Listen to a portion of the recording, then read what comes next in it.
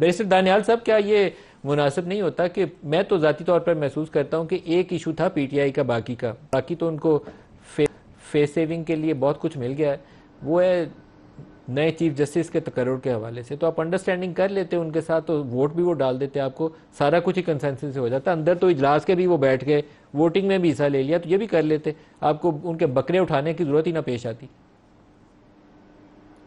नदीम मलिक साहब, हमने तो एक उनके बकरे उठाए नहीं, और दूसरा ये है कि आपके उनके साथ ये जो डॉक्यूमेंट था, ये उनकी मर्जी का डॉक्यूमेंट था। इसमें कॉमा, फुल स्टॉप, चीज़ें, हर चीज़ उनकी मनोमन मर्जी से मौलाना साहब के साथ अग्री करके वो बैक ट्रैक किए हैं। उसके बाद इन्होंने इसमें मीनियाँ डाल के, नई शिक्के डाल के और बहाना बनाने की कोशिश की है। They agreed on all those principle things, every single detail was agreed upon. देखें, ये वो लोग हैं कि जब IMF पाकिस्तान आई तो IMF के बाहर अमेरिका में बैठ के मुजाहरे कर रहे थे।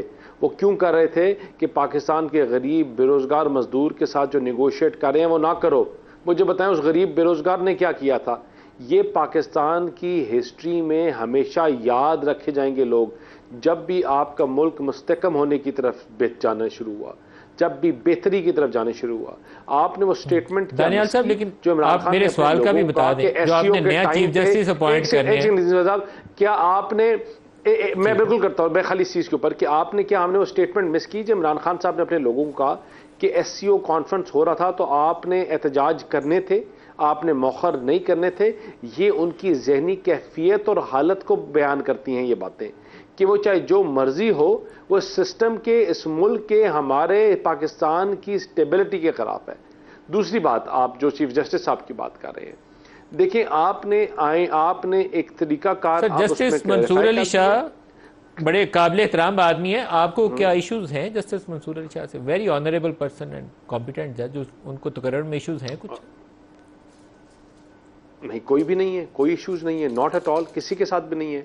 जितनी भी अदलिया के जजेस हैं, हम सबकी रिस्पेक्ट करते हैं, और जो अभी एक कन्वर्सेशन कर रहे हैं हम, ये भी एक अभाम के ऊपर या एक बनाए हुए उसके ऊपर कर रहे हैं कि फलां इसके साथ है, फलां इसके साथ है। अभी तो एक कमेटी ने फैसला करना है कि किस को आगे भेजा जाए या कौन सा नाम, तो शायद वही नाम हो जो आप ले रहे हैं। तो ये तो मैंने तमाम चीज़ें की ना कि बिफोर प्रीएम्प्टिव जो डिस्कशंस होती हैं, चीज़ें होती हैं, ये कंट्रोवर्शियल करना, चीज़ों को ख़राब करना, ये उनका वतीरा है, ये उनका तरीकाकार है, सियासत है। 24 घंटे से कम का वक्त है आप लोगों के पास। आज ही रात आपने कमेटी नोटिफाई करनी है और कल ही आपने ये फैसला करना है, क्योंकि उसके बाद वो जो लास्ट 3 डेज की आपकी वो मैंडेटरी लिमिट है, उसका आगाज हो जाता है। अहमद उवैस साहब से पूछ लें। अहमद उवैस साहब, इस मामले में पीटीआई को शायद ज्यादा खुल के इंगेज कर लेना चाहिए था। भी हो जाएगा वो कमेटी का या चीफ जस्टिस का? नहीं जी, कमेटी का भी ऑलमोस्ट अभी कुछ देर में हो जाएगा, और जो कौन कमेटी का क्या फैसला है वो भी देखें ना, आपका इंशाल्लाह अगले कुछ घंटों तक या 24 कुछ घंटों तक आपके सामने आ जाएगा। मेरे ख्याल में लेट नाइट आपका वो फैसला हमारे सामने आ जाना चाहिए।